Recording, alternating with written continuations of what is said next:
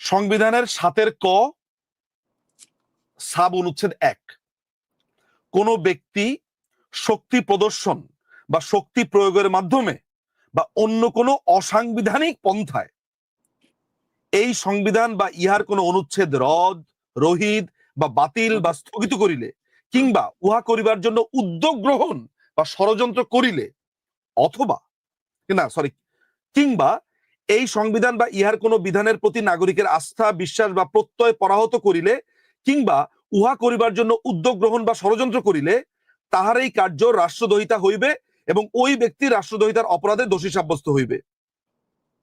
কোন ব্যক্তি এক দফায় বর্ণিত কোন কার্য করিতে সহযোগিতা বা উস্কানি প্রদান করিলে, এদের পক্ষে কেউ যদি টকশোতে একটা কথাও বলে, সেটাও সহযোগিতা হিসেবে ধরা হবে। কেউ যদি একটা তালিও মারে, মানে উদাহরণ বলি, তালিও দেয় যে তুমি ভালো কাম করছো, ওরও আপনি ভবিষ্যতে ধরতে পারবেন। আচ্ছা, এদের কার্যকে কেউ যদি অনুমোদন করে, মার্জনা করে, এমনকি ওদেরকে যদি এখন মাফও করে দেয় সরকার, যে ওদেরকে মাফ করে দিলাম, তাহলেও হবে না। মার্জনা, সমর্থন বা অনুসমর্থন করিলে তাহার এইরূপ কার্য একই অপরাধ হইবে।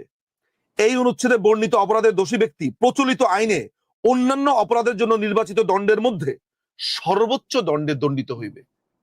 এখন সর্বোচ্চ দণ্ড কি ফাঁসি? আপনি সর্বোচ্চ দণ্ড তো মৃত্যুদণ্ড। এই মৃত্যুদণ্ড আপনি আদালতের মাধ্যমে, আদালত যেভাবে বলে, ওদেরকে গুলি করে মারার হুকুম দিতে পারে। যেমন বঙ্গবন্ধুকে যারা হত্যা করেছিল, শুরুর দিকে রায়টা হয়েছিল তাদেরকে প্রকাশ্যে ফায়ারিং স্কোয়াডে গুলি করে মারার দেওয়া হয়েছিল, পরবর্তীকালে ফাঁসি হয়েছে। এটাও বলে রাখা ভালো যে আদালত কিন্তু সিদ্ধান্ত নিতে পারবে ওদেরকে কিভাবে মারা হবে।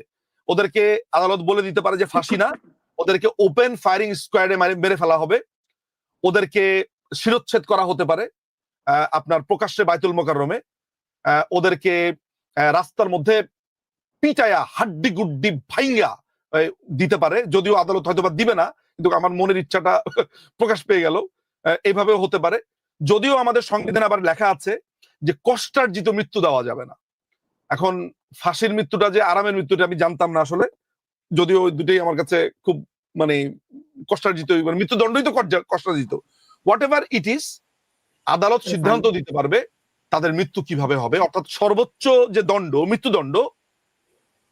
আমি আশা করি এটাই হবে ভবিষ্যতের রায়, আশা করি, যদিও আমি এখন তো জানি না আসলে। তো সেটা যে কোনো ভাবে হতে পারে। এই হচ্ছে শাস্তির বিধান।